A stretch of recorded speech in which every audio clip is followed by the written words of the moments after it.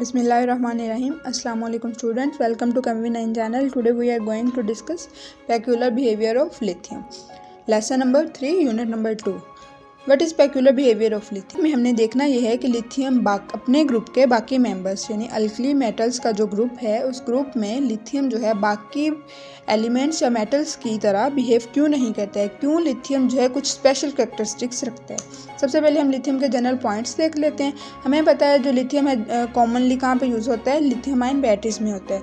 क्योंकि हर ग्रुप का जो फर्स्ट मेंबर होता है उसकी ये स्पेशलिटी होती है कि वो क्या करता है कि मेंबर्स की निस्बत डिफरेंट प्रॉपर्टीज़ शो करता है। तो लिथियम के केस में भी यही है कि ये बाकी मेंबर्स की निस्बत अपने ग्रुप के बाकी मेंबर्स की निस्बत कुछ पॉइंट्स में डिफरेंट है। तो इस टॉपिक में हम क्या करेंगे, वही पॉइंट्स डिस्कस करेंगे।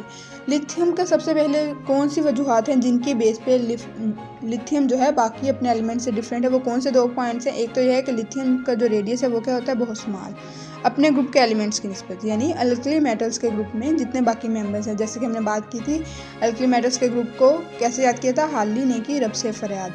तो हाइड्रोजन तो वैसे ही निकल गया। जो दूसरा एलिमेंट है वो है लिथियम के पास सोडियम, पोटाशियम, रुबिडियम जितने भी एलिमेंट्स हैं उन सब की निस्बत अगर देखा जाए तो जो लिथियम है इसका रेडियस क्या होता है, स्मॉल होता है। और इस पर चार्ज डेंसिटी क्या होती है, हाई होती है। हाई चार्ज डेंसिटी का मतलब है कि हमारे पास जो चार्ज है वो एलिमेंट के रेडियस के अकॉर्डिंग होता है, यानी चार्ज डेंसिटी होती है हमारे पास G2/R रेशो, G2/R रेशो।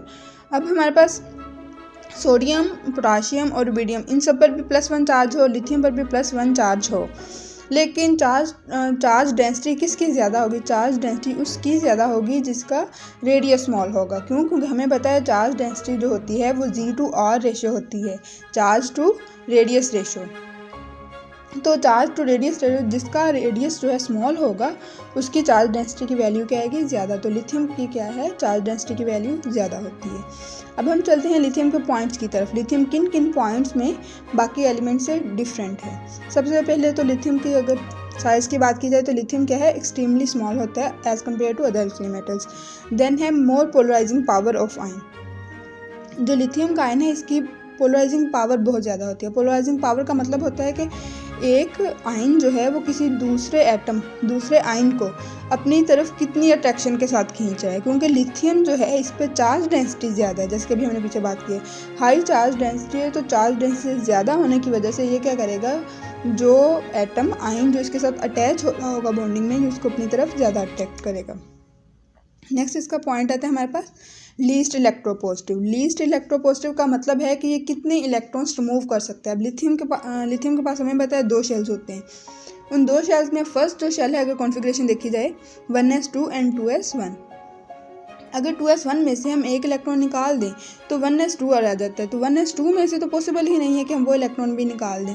तो इट मीन्स कि ये सिर्फ एक ही इलेक्ट्रॉन रिमूव कर सकता है। मैक्सिमम अगर हम इसमें से इलेक्ट्रॉन निकालेंगे तो सिर्फ एक ही इलेक्ट्रॉन निकाल सकते हैं। जबकि जैसे जैसे हम ग्रुप में नीचे को जाते हैं, अगर हम लिथियम के बाद नेक्स्ट एलिमेंट पे चले जाते हैं तो वो सोडियम है। और सोडियम के केस में हमारे पास नंबर ऑफ शेल्स, एक शेल इंक्रीज हो गया, टोटल नंबर ऑफ शेल्स कितने हो जाते हैं, 3। तो 3 शेल्स हैं। आउटर मोस्ट शेल का एक इलेक्ट्रॉन निकालने के बाद जो सेकेंड ऑर्बिटल है उसमें से भी चांसेस हैं कि वो अपना इलेक्ट्रॉन रिमूव कर दे, यानी इलेक्ट्रोपॉजिटिव ज़्यादा है वो एज़ कम्पेयर टू लिथियम। क्योंकि जब वो इलेक्ट्रॉन निकाल सकता है तो उस पर ज़्यादा उसका पॉजिटिव फैक्टर क्या हुआ, ज़्यादा। तो लिथियम अपने बाकी अगर हम कंपेयर करें लिथियम का बाकी एलिमेंट्स के साथ तो लिथियम क्या है, लीस्ट इलेक्ट्रोपॉजिटिव। उसके बाद नेक्स्ट पॉइंट आता है हमारे पास कि लिथियम जो है इसके आउटर मोस्ट में एक इलेक्ट्रॉन होता है। वो सारी अल्कली मेटल्स के आउटर मोस्ट शेल में एक ही इलेक्ट्रॉन होता है, लेकिन हमें पता है कि लिथियम के सिर्फ 2 ही शेल हैं, यानी 1s2 एंड 2s, यानी K शेल है और L शेल है। K शेल में तो 1s आ गया हमारे पास, जबकि जो L शेल है, L शेल में हमारे पास क्या होगा, s ऑर्बिटल भी होगा और p ऑर्बिटल भी होगा। इन सब ऑर्बिटल्स जो है हमारे पास वो s और p होंगे। लेकिन जैसे ही हम अगली नीचे वाली जो अल्कली मेटल्स हैं उन पे जाते हैं तो उनमें हमारे पास क्या होता है, नंबर ऑफ शेल्स ज़्यादा हो जाते हैं। जब नंबर ऑफ शेल्स ज़्यादा होते हैं तो नंबर ऑफ सब ऑर्बिटल्स भी ज़्यादा हो जाते हैं, जिनमें के d ऑर्बिटल भी इन्वॉल्व हो जाता है। सोडियम के केस में हमारे पास 3 शेल हैं, K, L एंड M। तो M में जब जाते हैं तो M में हमारे पास s ऑर्बिटल भी होता है, p भी होता है और साथ में d होता है। जबकि हमारे पास लिथियम जो है इस केस में हमारे पास कोई d ऑर्बिटल नहीं है। इसके बाद हम लिथियम की सारी प्रॉपर्टीज़ जितनी भी हैं उनको वन बाय वन डिस्कस करेंगे। तो सबसे पहली जो हमारे पास लिथियम की प्रॉपर्टी है वो है hard and lighter metal. Means के बाकी कंपेयर करें, अगर लिथियम को बाकी मेटल्स के साथ कंपेयर करेंगे तो लिथियम एक हार्ड मेटल है और साथ में क्या है, लाइटर मेटल भी। लाइटर का मतलब है कि अगर हम इसको पानी में रखेंगे तो पानी के ऊपर ऊपर तैरती रहेगी। जैसे कि यहाँ पे फिगर में शो हो रहा है, लिथियम का एक ये पीस है जो कि वाटर के इस बीकर में रखा हुआ है। ये पानी के ऊपर क्या कर रहा है, तैर रहा है। तो यहाँ से ये शो हो रहा है कि ये लाइटर मेटल तो है। अब हार्डर कैसे है, जैसे कि शक्ल से ये दिख रही है कि ये हार्ड, मतलब दिखने में ऐसे लग रहा है ये कोई भारी पत्थर है, लेकिन ये ऐसा नहीं है। ये सिर्फ हार्ड दिख रही है लेकिन असल में ये क्या है, लाइटर है। इसकी वजह क्या है, इसकी वजह यह है इसका साइज़।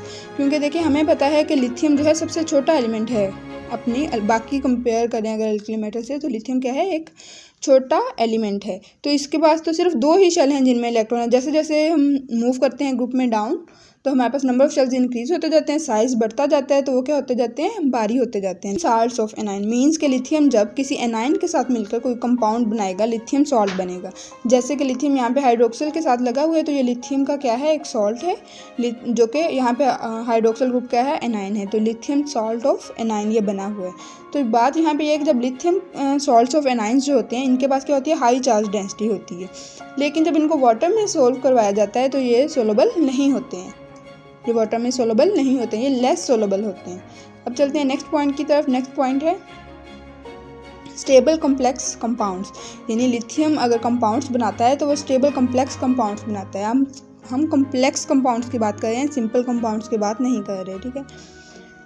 सोडियम भी कॉम्प्लेक्स कंपाउंड बनाता है, पोटाशियम भी कॉम्प्लेक्स कंपाउंड बनाता है, लेकिन लिथियम के जो स्पेशल केस है वो क्या है कि लिथियम के जो कंपाउंड्स होते हैं, कॉम्प्लेक्सेस होते हैं, वो क्या होते हैं, स्टेबल। जैसे कि लिथियम की यहाँ पे एक एग्जांपल है जिसमें लिथियम के साथ 4 अमोनिया ग्रुप लगे हुए हैं। तो ये इस तरह कुछ अरेंज हुआ है, यहाँ पे नज़र आ रहा है। अमोनिया ये N है और N के साथ ये वाले 3 H लगे हुए हैं और ये सेंट्रल मेटल जो है ये क्या है, लिथियम है। तो ये वाला जो कॉम्प्लेक्स है ये क्या है, स्टेबल कॉम्प्लेक्स है। अब हम चलते हैं नेक्स्ट पॉइंट की तरफ। जो नेक्स्ट पॉइंट है वो है रिएक्शन विद वाटर। मीन्स कि अगर हम लिथियम का रिएक्शन करवाएं किसके साथ, वाटर के साथ, तो क्या होगा।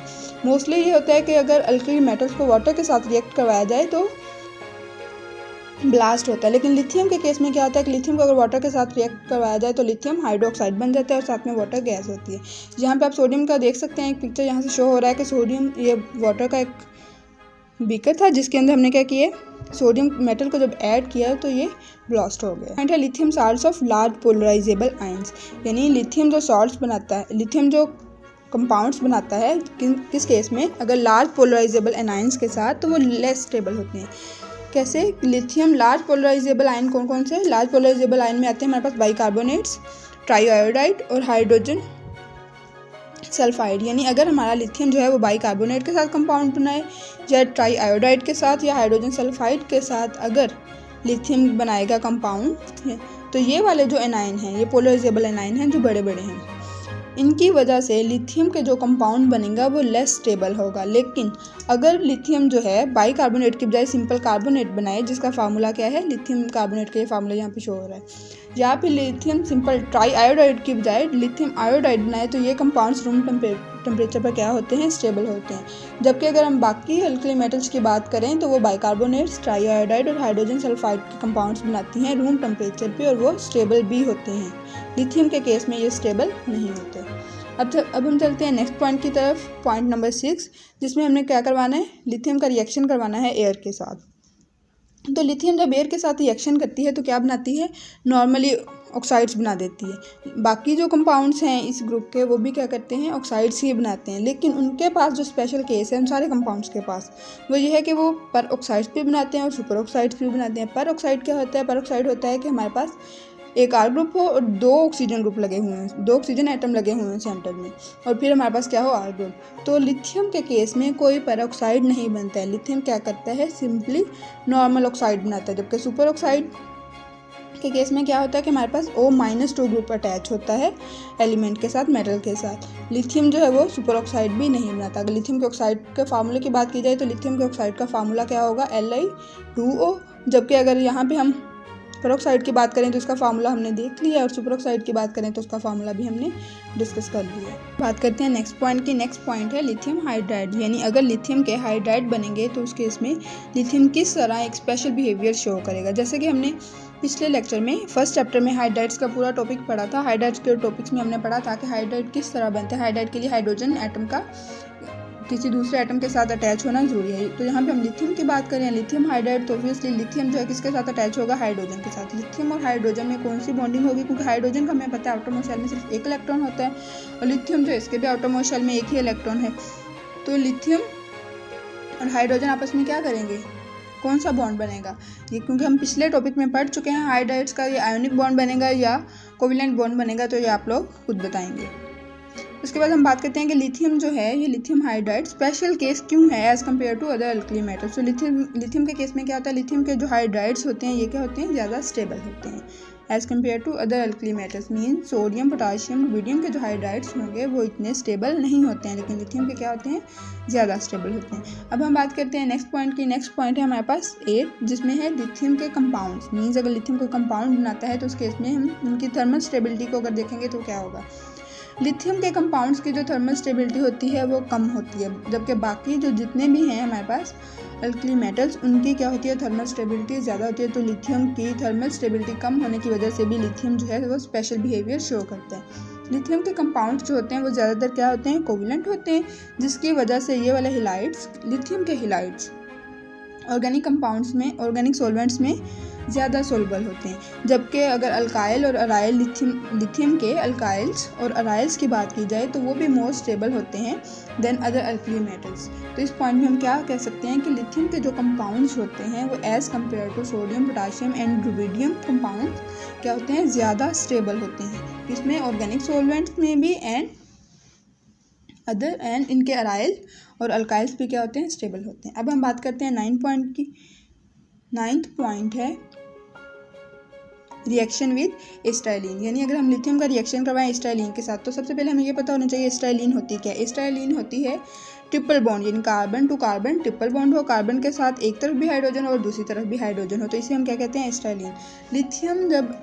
लिथियम एस्टाइलिन के साथ रिएक्शन करता ही नहीं है। जबकि अगर बाकी अल्कली मेटल्स की बात की जाए, जैसे कि सोडियम की, तो सोडियम का यहाँ पे आपको रिएक्शन दिखाई दे रहा है। सोडियम का एस्टाइलिन के साथ रिएक्शन करवाया गया है, जिसमें हमारे पास ये कंपाउंड बन गया जिसे हम सोडियम एस्टाइलाइट कहते हैं और हमारे पास हाइड्रोजन गैस रिमूव होती है। लेकिन जबकि अगर हम लिथियम के केस में बात करें तो लिथियम क्या करता है, लिथियम एस्टाइलाइट कंपाउंड नहीं बनता है। तो ये भी एक स्पेशल केस है कि बाकी सारी की सारी अल्कली मेटल्स क्या करती हैं, एस्टाइलाइट कंपाउंड बनाती हैं, जबकि लिथियम क्या करता है, रिएक्ट ही नहीं करता एस्टाइलिन के साथ। अब हम चलते हैं नेक्स्ट पॉइंट की तरफ। नेक्स्ट पॉइंट है formation of lithium oxide. Lithium oxide बनता कैसे है।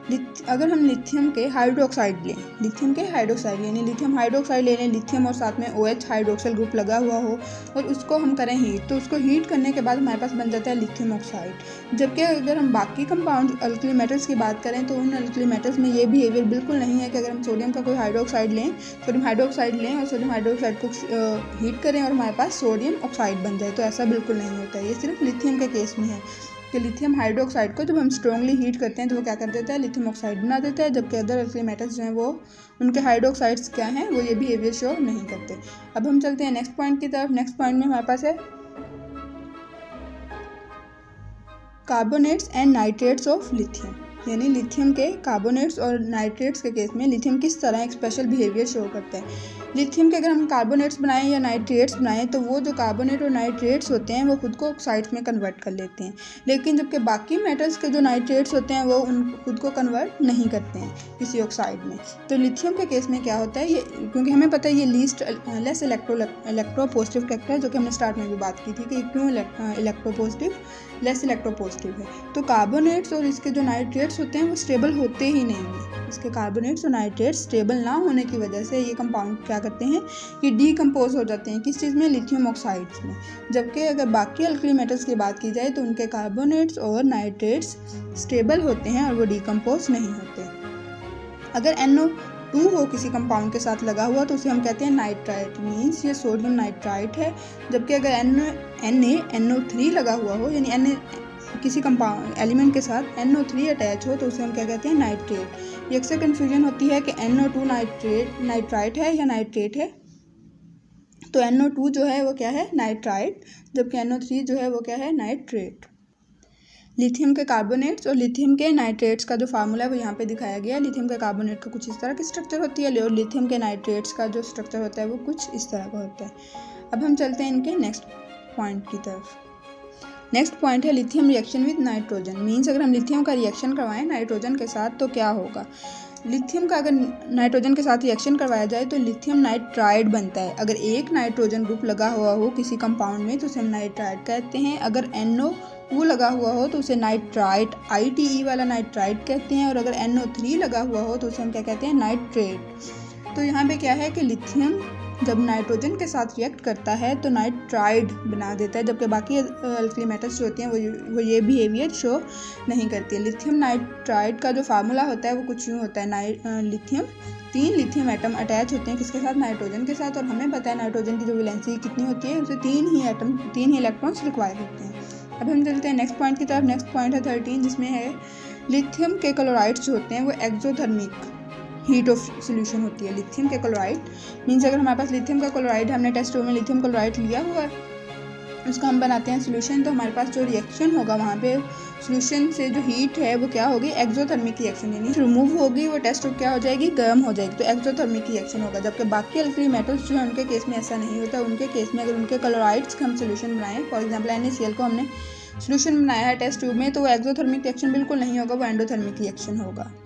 नेक्स्ट पॉइंट में हमने डिस्कस करना है लिथियम के कार्बाइड्स का। लिथियम के कार्बाइड्स बनते हैं, जबकि अगर हम बाकी अल्कली मेटल्स की बात करें तो उनके कार्बाइड्स नहीं बनते। लिथियम कार्बाइड का जो स्ट्रक्चर होता है वो कुछ इस तरह का होता है। यहाँ पे कार्बन है, यहाँ पे भी कार्बन है, और जो साइड्स पे जो 2 ग्रुप्स लगे हुए हैं ये किसके हैं, लिथियम के हैं। That's all about peculiar behaviour of lithium. इससे रिलेटेड अगर आपका कोई भी क्वेश्चन हो तो आप कमेंट सेक्शन में क्वेश्चन पूछ सकते हैं। Thank you for watching. अल्लाह हाफिज़।